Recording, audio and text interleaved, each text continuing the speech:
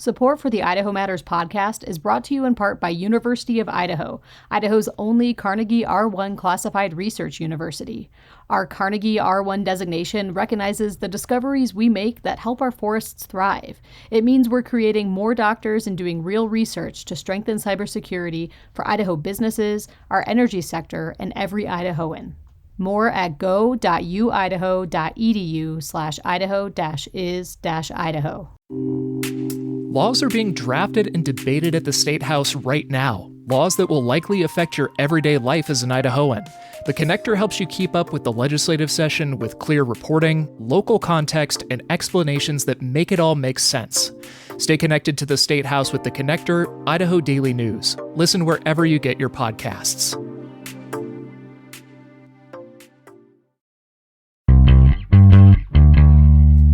From the studios of Boise State Public Radio, I'm George Prentice, and I'm filling in for Gemma Gaudette. Hi, it is Friday, time for our Reporter Roundtable when we get you up to date on all the news that you really need to know. Today, our panel includes Clark Corbin with the Idaho Capital Sun. Emma Epperly is here from Idaho Education News, and Max Silverson is here, editor of the Star News in McCall. Hi, everyone. Hi, George. Happy Friday. Clark, I'm going to be pointing to a number of headlines that have popped up over the last couple of days, but you are writing the headline on this one. And because it has just happened in the last few hours, bring us up to date on what has happened with the Idaho Legislature's Budget Writing Committee. Yeah, thanks, George. I appreciate it. We've really been focusing on covering the state budget at this point during the 2026 legislative session, but the brand new news out of the Idaho State Capitol in downtown Boise this morning is that the legislature's powerful budget committee, which is called the Joint Finance Appropriations Committee, voted to pass new 2027 budgets that include a total of 5% budget cuts for most state agencies and departments in Idaho. We kind of knew this was coming because there was a vote a week ago at the state capitol to go with the additional cuts heading into the fiscal year 2027 budget, which takes effect this summer. But that's the latest and greatest is that the state legislature has found itself in a budget crunch where it does not have enough money to pay for everything that the agencies and departments have requested. This comes after years of passing tax cuts that reduced the amount of revenue available to the state. Just last year, George, I think as a lot of listeners will remember, the Idaho legislature voted to reduce taxes and approve a tax credit totaling $450 million, which all reduced the amount of money available for the state budget to pay for things like public schools and roads and water monitoring and wildfire fighting. And so what the decision is today is the legislature tacked on an additional 2% statewide budget cut on top of the 3% budget cut that Governor Brad Little had already approved last summer to avoid a budget shortfall. And this is taking the agencies by surprise. All the reporters at the Capital Sun kind of dropped everything we've been doing this week and took a look at what's in these proposed budget cuts.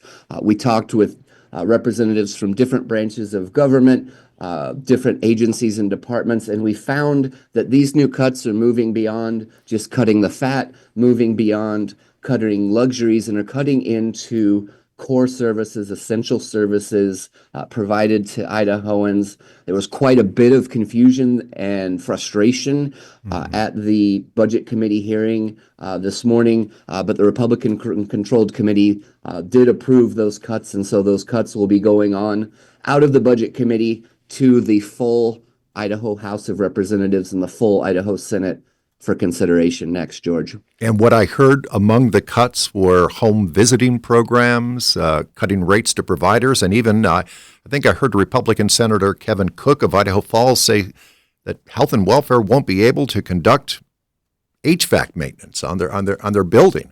And of course, the state has gotten into major trouble by not, providing maintenance to some of their properties. And I think we're all looking at that ITD building, right? I mean, these This has very long legs, and this reaches deep into the next, years, right? Yeah, you're exactly right. You're bringing up the Idaho Transportation Department State Street building, which has sat vacant for years and is costing the state millions and millions of dollars in terms of hazardous materials abatement and renovations. And so you're right.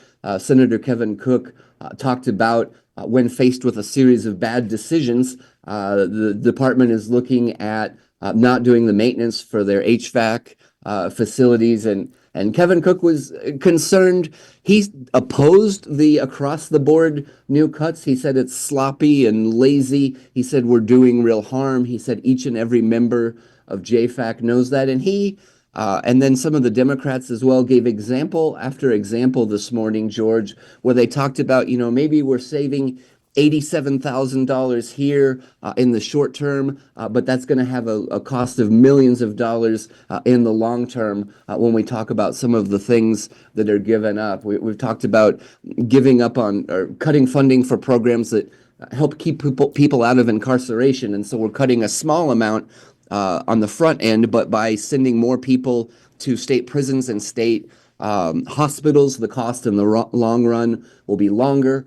By cutting some of the monitoring and water quality programs that the state does, they're actually passing up on an even larger pool of federal matching fund. And so Kevin Cook's comments were that the across-the-board cuts, which is what ultimately got approved, were a lazy, almost unethical way to approach this because there was no precision. And there was some concern that maybe legislators don't fully understand the impacts of what's being cut. And so there was a lot of confusion, frustration, even anger this morning. Some of the legislators were visibly frustrated with each other as this 2-3 hour budget meeting pressed on this morning at the Capitol, George. Indeed, it passed, but I counted 8 Republicans who voted no. So, and we've got more to talk about this in our next segment. Yep.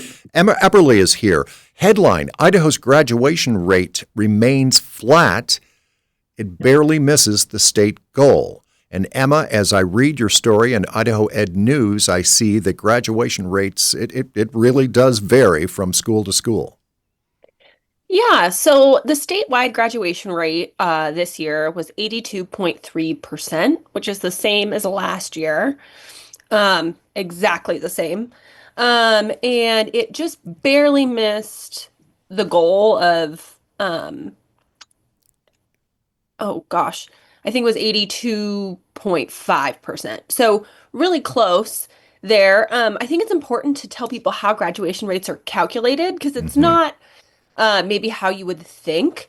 Idaho uses the same system that's kind of the national standard, which is if you come in as a freshman, that's the start of your cohort. And so you track that graduating class all the way through to their senior year.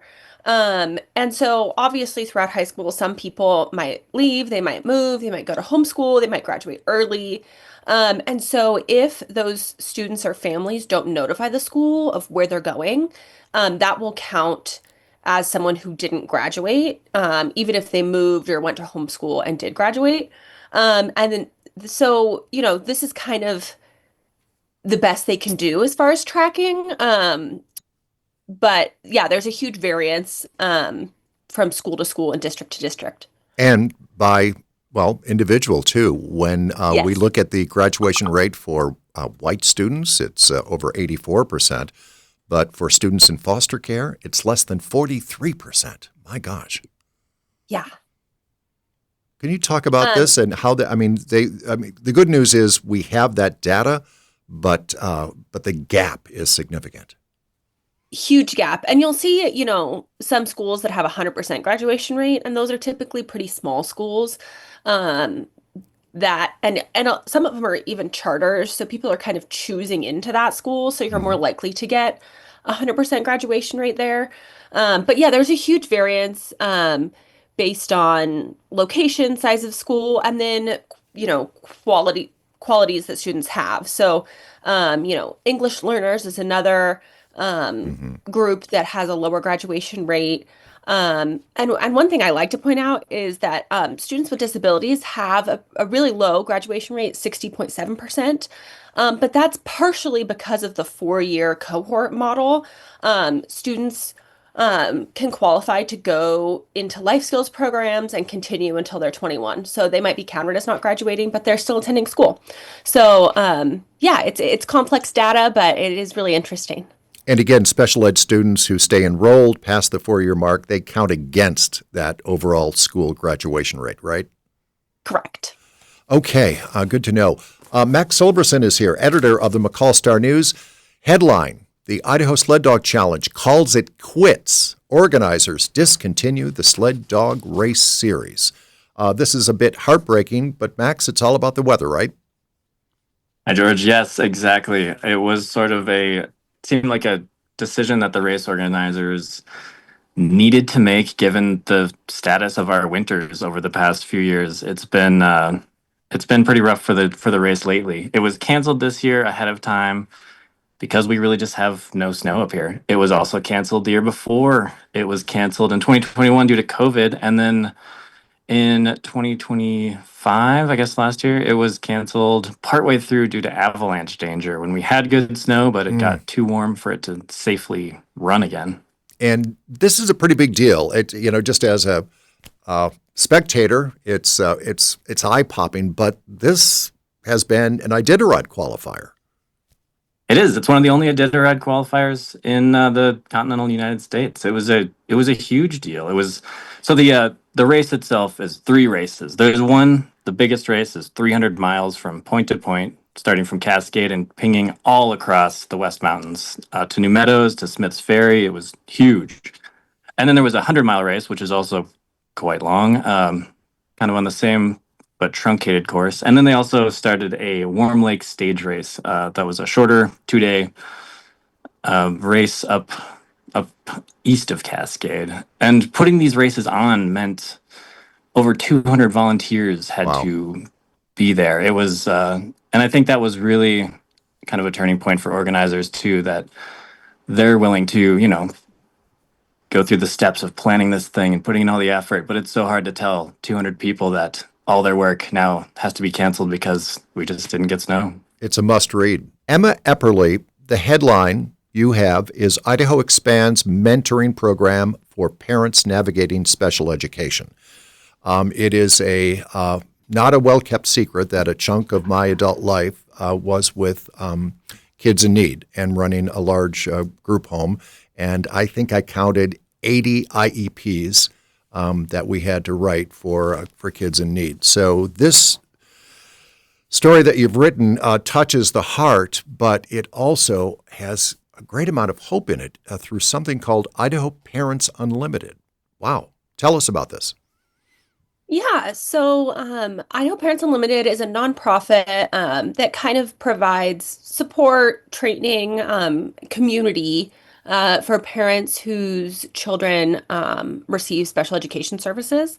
And they are partnering with the State Department of Education and local school districts to run mentorship programs. IEPs are confusing. I went to a meeting last spring as they were kind of figuring out how to put this program together, and they handed out this like 20-page packet full of acronyms that parents should know. So it's just this whole other language, and it can be really stressful and confusing for parents, especially those first IEP meetings. And they're walking into this meeting, emotional. This is their child that they love and that they want the best for. And the people on the other side of the table, while they care, this is their job, and they can't get as emotional or meet parents on that same level because, they're at work. And so this program is really supposed to help parents navigate this process by matching them with a mentor parent who has also gone through the IEP process but is a little further along. So they can grab coffee and talk about what was your first IEP meeting like? Have you run into this issue? They're saying I can't get this service, or there are other ways I could figure out how to qualify. just kind of asking questions and creating community. And the mentor parents, they get training through iPoll. So it's, these parents have their own personal experience, but they also receive some in-depth training. In your article, you introduce us to Christian Peacock, who works at Sandpoint Middle School. And here is a quote when she told you, parents are scared their child will be saddled with the label of disabled and get discriminated against. Quote, just because your child needs more help does not mean that they can't be something that is incredible. And you remind us that she meets parents on an emotional level and validates their feelings. Can you talk about that? Yeah, so like I was saying earlier, I think, when I was talking to a lot of these people, their struggle in their IEP processes were they're emotional coming into these meetings. They are, hearing all these things. Oh, well, your child can't do this and your child can't do that. And they just feel sad and stressed. And there's just all these emotions around it, right? And the people they're meeting with, this is their job. And, I think we all tried to not get super emotionally involved in our work. I know it's hard as journalists, but, I think that chasm there is really hard to bridge. And so people like Miss Peacock are trying to meet with their mentor families and bridge that gap and kind of meet them on the emotional level, but also be armed with facts and really technical support. And I think it's important too to talk about the special education context here, which is that State Superintendent of Public Instruction, Debbie Critchfield, and special education educators across the state and families have been talking about this huge gap. There's $100 million and growing gap between what school districts actually spend on special education services and the reimbursements they receive from the state and federal government. And like we've been talking about, the budget crisis in Idaho is leading to cuts. Nobody's getting new money.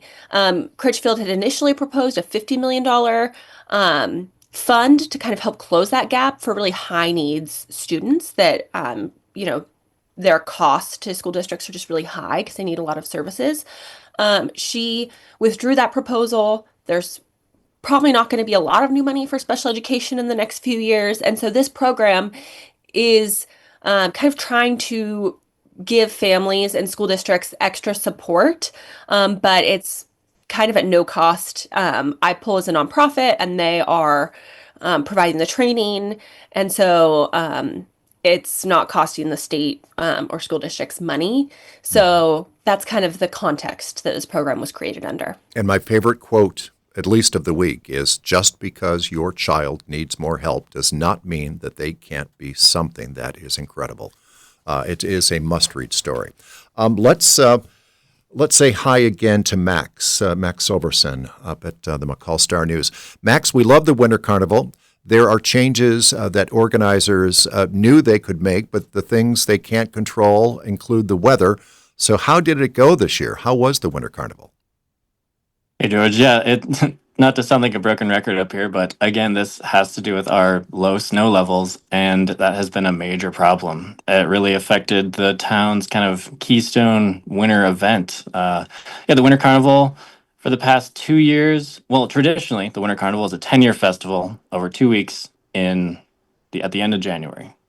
It got maybe a little too big, maybe loved to death was said several times. Yes. So the chamber, which organizes it, moved it to a one-weekend festival in February. For 2 years that happened. Then they went back to it this year. We're back to the original format with 10 days at the end of January, minus one change where the kind of major event, the parade through downtown McCall, was moved to the second weekend. So kind of balancing everyone's needs and wants. Hotels want more guests, rental companies want more guests, especially in this year where we're really hurting for recreation in our economy. We just are not seeing the visitors the town usually does. Mm-hmm.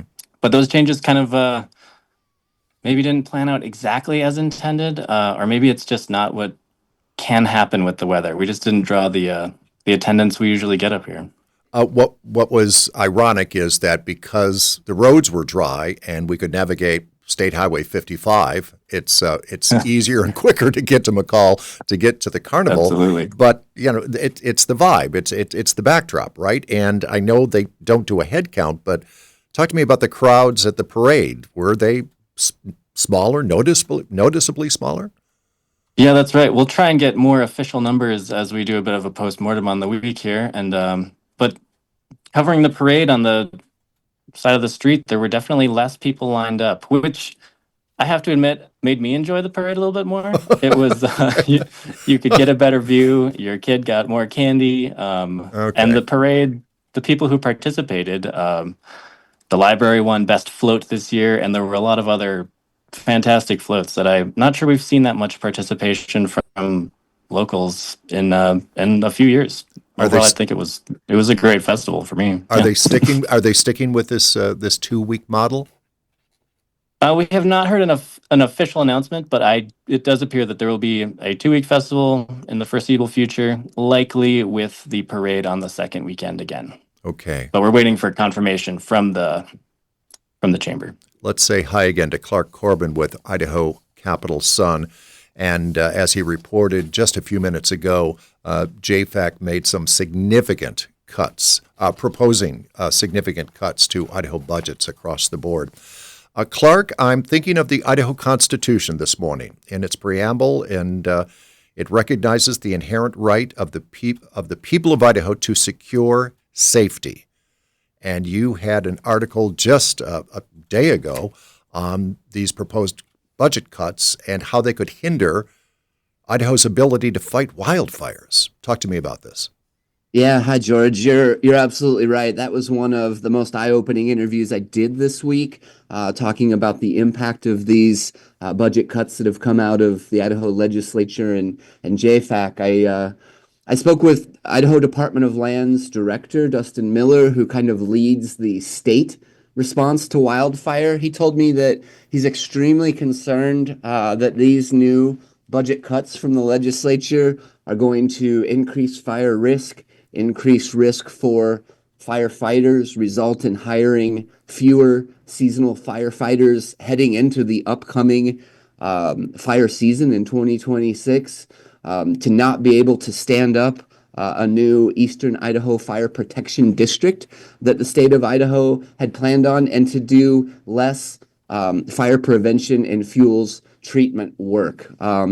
Director Miller told me that this has moved way beyond cutting luxuries and scaling back on travel and replacing equipment and things like that to he is extremely concerned. When I was talking with Director Miller Wednesday night, he told me, quote, "Safety within our wildfire program is paramount. Anytime you engage with fire, the safety of firefighters and the public is the top priority. And with these cuts, I am concerned that the risk is going to continue to grow," end quote. And so Director Miller's extremely concerned, and we're kind of getting squeezed from all sides when it comes to our wildfire preparation. Is one thing I learned in these interviews, George. Not only are we looking at hiring fewer seasonal firefighters as a result of this, doing less fire treatment to reduce fire risk on the front end, not being able to stand up the Eastern Idaho Fire District, but in recent years, the state of Idaho has had a wildfire suppression fund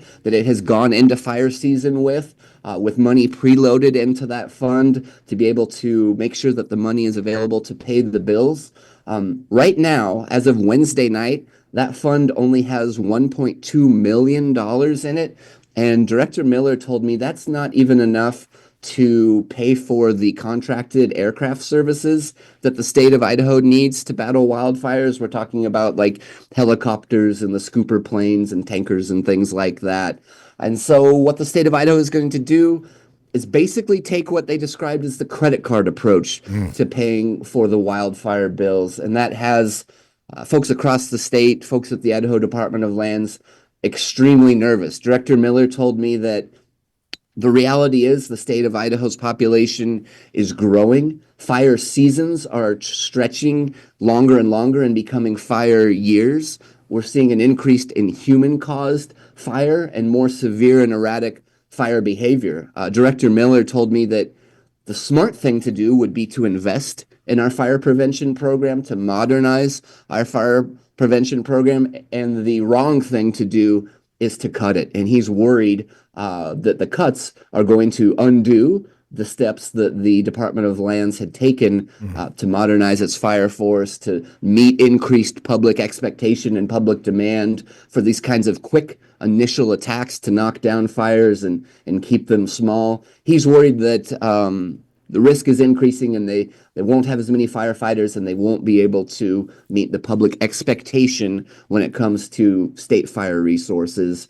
And I know we've talked about no snow up in the mountains and that low snowpack. And so I know a lot of folks are concerned about what the 2026 wildfire season could look like here in Idaho and across the West, quite frankly, George. Clark, I've got just about a minute here, but my takeaway here, listening to you, do I understand what you said? That our suppression fund is not enough to pay for our wildfire expenses this year? Correct. It's not even going to be close. It has $1.2 million in it. Director Miller told me that a significant wildfire season could be $70 million or more. We have $1 million in the bank going into the upcoming 2026 wildfire season. You're absolutely correct, George. Wow. Big news. I have asked our gold medal panel of journalists to tell us something that we probably don't know but ought to know, basically to polish the crystal ball and to maybe prognosticate a bit and tell us something that might happen in the next week or so. So Emma Epperly, what do you think? What's your prediction, if you will, of what might happen? Well, I think that legislators are definitely going to be talking, I'm going to say definitely because it's kind of on the schedule, about virtual schools and IDLA. And I think cuts to both. And I think one thing that I want people to know is the difference between IDLA, which is the Idaho Digital Learning Alliance, and virtual schools. So virtual schools are online schools that you enroll your child in. They can be charter schools, or they could be associated with your local public school district, and you enroll your child in them full time. IDLA, the Idaho Digital Learning Alliance, is run by the state, and they offer individual courses to students who are already enrolled in their public school district. And they're really often used, I think the most common way people might know is driver's ed, but they're also used for classes that small school districts might not be able to offer. So higher level math, or some electives that they just don't have the staffing to offer. They're also used in elementary school for some literacy programs. So they're two different things, and students in virtual schools might use IDLA. And so with all this discussion of cuts to both of these programs, I think people should really know the difference and look into how the cuts to each type of program might impact them or their family. Okay, it's on our radar. Clark Corbin, Idaho Capital Sun. What's going to happen in the next week or so? Yeah, I think we're setting the stage for a huge fight to break out at the Idaho legislature. And I mean like a fight in terms of like debate and arguments, right? And what we're going to see is the fight over the budget is going to move out of the budget committee, out of JFAC, which has been become a more conservative committee over the past 3 years, been loaded up with more hardline conservative types. They passed those budget cuts this morning that we've been talking about the last 40 minutes. And so this fight is going to move out of the budget committee and to the full chamber of the Idaho House of Representatives and Idaho Senate.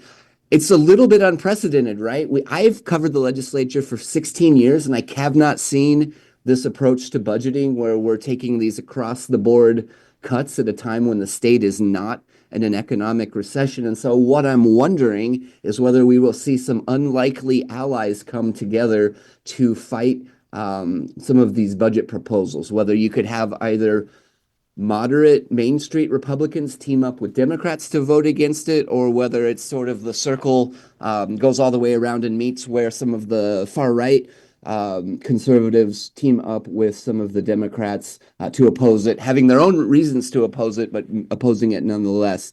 So I think we're set the stage for a big fight in a couple of weeks at the Idaho legislature when these 10 maintenance of operations budgets with the 5% cuts move to the floor as more of the rank and file legislators start to learn exactly what's in the cuts, talking about, like we talked about, cutting back on wildfire preparation, reducing programs that help keep people out of prison, having slower tax returns, and maybe having to pay interest penalties in several $1 million as a result of those delays. As more and more rank and file legislators learn about what's in the cuts, I think the stage is set for a bigger and bigger fight at the state house. And I'm not sure how to predict what the outcome will be, George, but I'll be there to watch it and report. Quite telling. In an election year, no less.